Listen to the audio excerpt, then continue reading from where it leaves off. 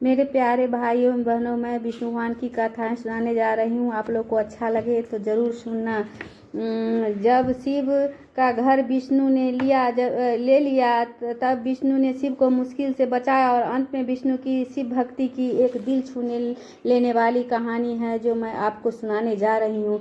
आप बद्रीनाथ की कहानी जानते ही होंगे। यह वो जगह है जहाँ शिव और पार्वती रहते थे। यह उनका घर था। एक दिन नारायण यानी विष्णु के पास नारद गए और बोले, आप मानवता के लिए खराब मिसाल हैं। आप हर समय शेषनाग के ऊपर लेटे रहते हैं। आपकी पत्नी लक्ष्मी हमेशा आपकी सेवा में लगी रहती है और आपको लाड़ करती रहती है। इस ग्रह के अन्य प्राणियों के लिए आप अच्छी मिसाल नहीं बन पा रहे हैं। आपको सृष्टि के सभी जीवों के लिए कुछ अर्थपूर्ण कार्य करना चाहिए। इस आलोचना से बचने और साथ ही अपने उत्थान के लिए विष्णु तप और साधना करने के लिए सही स्थान की तलाश में नीचे हिमालय तक आए। वहाँ उन्हें मिला बद्रीनाथ, एक अच्छा सा छोटा सा घर जहाँ सब कुछ वैसा ही था जैसा उन्होंने सोचा था।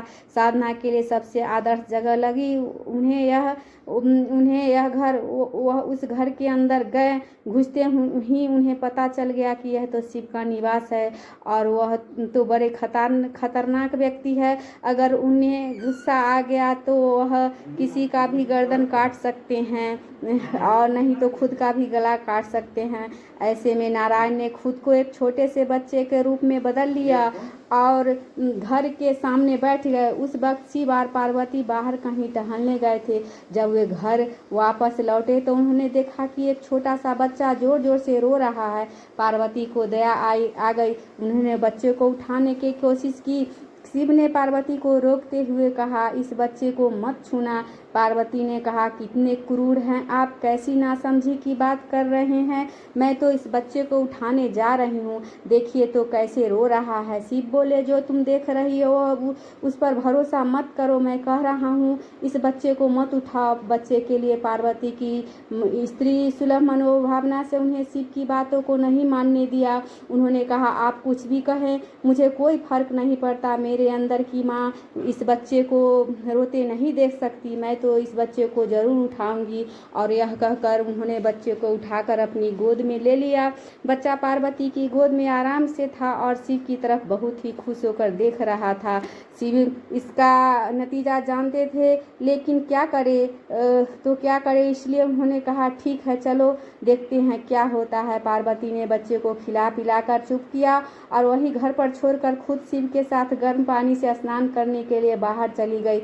वहाँ पर गर्म पानी के कुंड है, उसी कुंड पर स्नान के लिए शिव पार्वती चले गए। लौट कर आए तो देखा कि घर के दरवाजे अंदर से बंद है। शिव तो जानते ही थे कि अब तो खेल शुरू हो गया है। पार्वती हैरान थी, आखिर दरवाजा किसने बंद किया। शिव बोले, मैंने कहा था ना इस बच्चे को मत उठाना।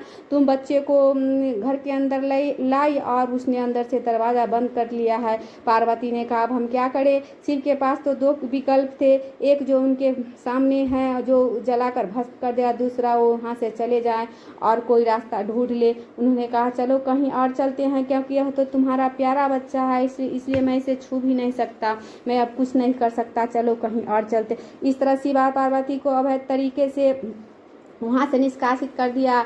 वे दूसरी जगह तलाश करने के लिए पैदल ही निकल पड़े। दरअसल बद्रीनाथ और केदारनाथ के बीच एक छोटी सी दूसरी चोटी के बीच सिर्फ 10 किलोमीटर की दूरी है। आखिर में वह केदार में बस गए और इस तरह शिव ने अपना खुद का घर खो दिया। आप क्या इस बात को जानते हैं? आप कई बातों को जानते हैं, लेकिन फिर भी आप उन बातों को अनदेखा कर उन्हें कर देते हैं। योगी कथा में ऐसी कई कहानियाँ जिनमें बताया गया है कि शिव की करुणा कोई भेदभाव नहीं करती और किसी की इच्छा पर बच्चों की तरह भोलापन दिखाते। एक बार गजेंद्र नाम का असुर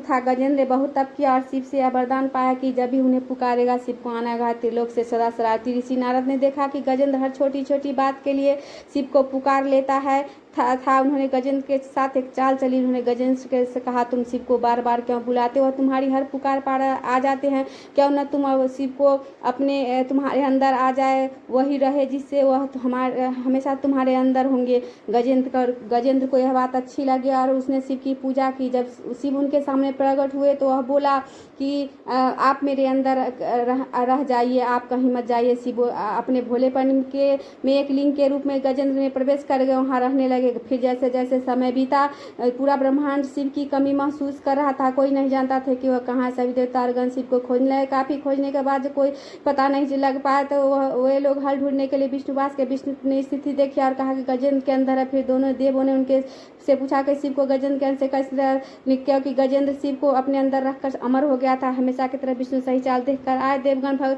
शिव भक्तों के रूप धरकर गजेंद्र के राज में गए और बहुत भक्ति के साथ शिव का स्तुतिगान करने। शिव का महान भक्त होने के कारण गजेंद्र इन लोगों को अपने दरबार में आकर गाने और नाचने का नृत्य। शिव भक्तों के उसमें देवों का यह दल आया और बहुत भावनाओं के साथ बहुत भक्त शिव के भक्ति गाना नाचने लगा। गजेंद्र के थे जब खुद को रोक नहीं सकते थे तो उन्हें जवाब देना था। वह गजेंद्र के टुकड़े टुकड़े कर उनसे बाहर आ गए। शिव की पूजा देवता, राक्षस, देवारा, सूर्य श्रेष्ठ और दोनों करते हुए हर किसी के लिए महादेव विष्णु भी हैं, उनका पूजा करते हैं। विष्णु की शिव भक्ति को बतलाने वाले बहुत सुंदर कहानी। एक बार विष्णु ने शिव से वादा किया कि वह शिव को 1008 कमल अर्पित करेंगे। वह कमल के फूलों के तलाश में गए और पूरी दुनिया में खोजने उन्हें सिर्फ 1007 कमल के फूल मिले। कम था। उन्होंने आकर सब कुछ शिव के सामने रख दिया। शिव ने अपनी आंखों नहीं खोली, वह सिर्फ मुस्कुराए क्योंकि एक कमल कम था। फिर विष्णु ने कहा, मुझे कमल नयन कहा जाता है, जिसका अर्थ है कमल के फूलों की तरह आंखों वाला भगवान और वो मेरी आंखें इसी कमल की तरह सुंदर है। मैं तो अपनी एक आंख आपको अर्पित करता हूँ। और उन्होंने तुरंत अपनी दाहिनी आंख निकाल कर लिंग पर रख दी। इस तरह की भेंट से प्रसन्न होकर विष्णु को प्रसिद्ध सुदर्शन चक्र दिया। बोलो विष्णु भगवान की जय, बोलो हर हर महादेव की जय। ओम जय जगदीश हरे, स्वामी जय जगदीश हरे। भक्त जनों के संकट क्षण में दूर करे, जो ध्यावे फल पावे। दुख बिन से मन का सुख संपत्ति घर आवे, कष्ट मिटे तन का। माता पिता तुम मेरे, शरण गहूँ मैं किसकी।